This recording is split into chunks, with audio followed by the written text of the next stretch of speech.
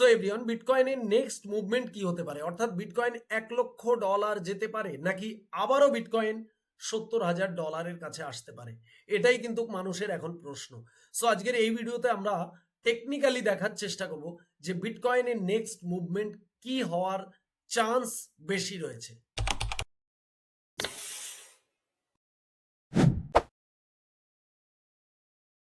So আমরা চলে এলাম বিটকয়েনের চার্টে। বেসিক্যালি এই টেকনিক্যাল অনুযায়ী আমরা যদি উইকলি দেখি, বিটকয়েনকে একটা লং টাইম ফ্রেমে দেখি, তাহলে দেখতে পাচ্ছি বিটকয়েনের মধ্যে কিন্তু একটা মুভমেন্ট রয়েছে আপ ট্রেন্ডের।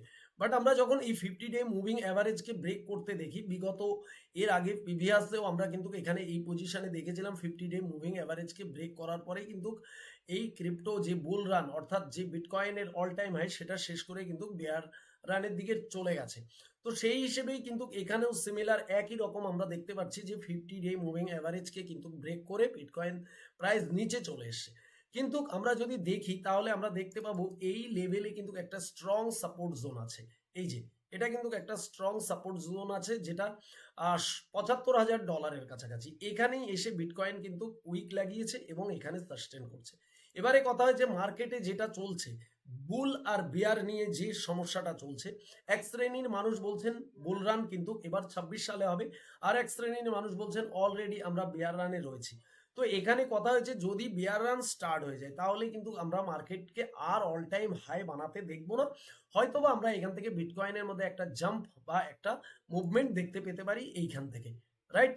কিন্তু আমরা নিউ অল টাইম হাই দেখবো না যদি বিয়ার রান স্টার্ট হয়ে যায়। আর যদি বুল রান স্টার্ট হয় তাহলে সত্যি এখান থেকে আবার একটা নতুন new all time high bitcoin তৈরি করতে পারে। এবারে কথা হচ্ছে বিটকয়েন এখন কি করবে সেটা 10 দিন পরে বা 1 মাস পরে বোঝা যাবে, তার আগে আপনি আমি কেউ বুঝতে পারবো না। কিন্তু এই মুহূর্তে আমরা যদি ছোট টাইম ফ্রেমে বিটকয়েনের চার্টটাকে দেখি তাহলে আমরা বুঝতে পারবো যে বিটকয়েন অ্যাকচুয়ালি কি করছে, এখান থেকে নিচে আসার চান্স কতটা, ওপরে যাওয়ার চান্স কতটা, সেটা আমরা দেখব। সো আপনি যদি একজন ক্রিপ্টো ইনভেস্টর বা ট্রেডার হয়ে থাকেন তাহলে অতি অবশ্যই আমাদের এই টেলিগ্রাম চ্যানেলে জয়েন হতে ভুলবেন না। ভিডিও ডেসক্রিপশনে লিংক রয়েছে।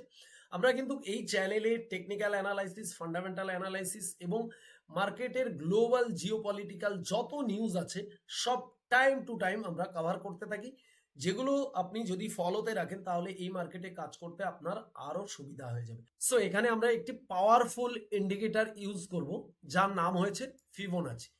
আমরা এখান থেকে যদি বিটকয়েনের যে পাম্প স্টার্ট হয়েছিল অল টাইম হাই, সেই পর্যন্ত যদি আমরা এটাকে নিয়ে যাই তাহলে কিন্তু আমরা বুঝতে পারবো যে অ্যাকচুয়ালি ফিবোনাকি রিট্রেসমেন্ট কি বলছে। ফিবোনাকি রিট্রেসমেন্ট যদি আমরা এই লাস্ট বটম থেকে টপে নিয়ে যাই তাহলে কিন্তু ফিবোনাকির যে সিস্টেম আছে, যেটা ফিবোনাকির গণিত, সেই অনুযায়ী কিন্তু আমরা মার্কেটকে দেখতে পাচ্ছি সত্যি মার্কেট কিন্তু এখনো বিয়ারিশ মুভমেন্টে রয়েছে। যদি বলেন কেমন, যখন মার্কেট একটা মুভমেন্ট নেয়, এরকম একটা মুভমেন্ট নেয়, নেওয়ার পরে যখন সেটা কারেকশন নিতে থাকে, সেই কারেকশনটা ফিবোনাকি অনুযায়ী সব থেকে স্ট্রং হয়েছে এই যে 0.5 এর লেভেল, এই লেভেলটা।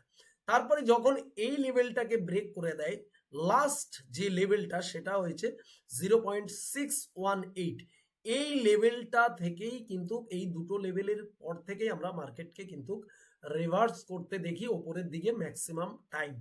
কিন্তু যেহেতু ফিবোনাকিতে আমরা দেখতে পাচ্ছি যে 0.68 এর লেভেলকেও ব্রেক করে দিয়েছে, সেই জায়গায় কিন্তু আমরা খুবই চিন্তিত যে এটা সত্যি একটা নেগেটিভ সেন্টিমেন্ট বা এখান থেকে মার্কেটের নেক্সট মুভমেন্ট নিচের দিকে আসতে পারে। তো এখানে আরেকটি জায়গায় আমরা বিয়ারিশ সেন্টিমেন্ট দেখতে পাচ্ছি, সেটা হচ্ছে এই যে 50 ডে মুভিং অ্যাভারেজ, যেটা আমরা উইকলিতে দেখেছি, এটা কিন্তু ডে টাইম ফ্রেমের উপরেও কিন্তু আমরা বিয়ারিশ দেখতে পাচ্ছি। তার কারণ কি, যখন যখন প্রাইস এই 50 ডে মুভিং অ্যাভারেজের ওপরে থাকে তখন কিন্তু মার্কেট বুলিশ থাকে, এটা আমরা দেখেছি।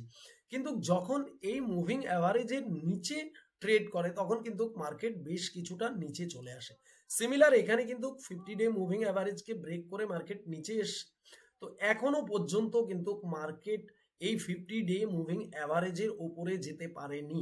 যতক্ষণ না এই 50 ডে মুভিং অ্যাভারেজকে ক্রস করতে পারছে ততক্ষণ আমরা মার্কেটের ভালো কোনো মুভমেন্ট বিটকয়েনে দেখতে পাবো না। এবারে কথা হয়েছে আমরা ফিবোনাকিটাকেও একটু সরিয়ে দিই, আমরা একদম প্রাইস অ্যাকশনের উপরে যাব। যদি প্রাইস অ্যাকশনের উপরে যাই তাহলে আমরা কিন্তু যে আমাদের ডে টাইম ফ্রেমের উপরে যদি আমরা দেখি আমাদের রেজিস্ট্যান্স সেটা রয়েছে কিন্তু অনেকটা উপরে, $1,07,000 কাছে কিন্তু আমাদের রেজিস্ট্যান্স রয়েছে ডে টাইম ফ্রেমের উপরে। এটা যদি আমরা প্রাইস অ্যাকশনে যাই তাহলে বিটকয়েনে যদি বুল রান বা বিটকয়েনে যদি বড় হেভি র্যালি বা নিউ অল টাইম তৈরি হতে হয় তাহলে কিন্তু বিটকয়েনকে অবভিয়াসলি এখান থেকে কিন্তু উপরে গিয়ে $1,00,000কে ক্রস ওভার করে তারপরে এই মুভিং অ্যাভারেজের ওপরে ক্লোজ দিতে হবে এবং এই রেজিস্ট্যান্সকেও ব্রেক করতে হবে, তাহলেই কিন্তু আমরা বুল রান বা অল্ড সিজন দেখতে পেতে পারি। নচেত কিন্তু কোনো রকমই সম্ভাবনা নেই।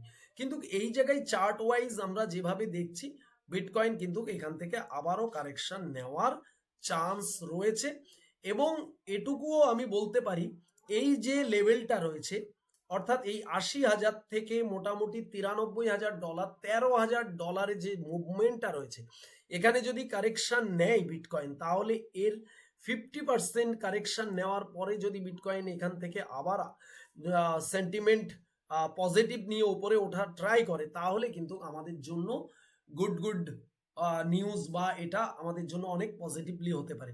সো আমি যতটুকু পেরেছি টেকনিক্যাল স্টাডি করে আপনাদের মার্কেট সম্বন্ধে কিছুটা ক্ল্যারিটি দেওয়ার, যদিও আমি কোনো ফাইন্যান্সিয়াল অ্যাডভাইসার নই। ক্রিপ্টো মার্কেটে ট্রেডিং বা ইনভেস্টমেন্ট যাই করবেন নিজ দায়িত্বে করবেন, লাভ হলেও আপনার হবে, লস হলেও আপনার হবে।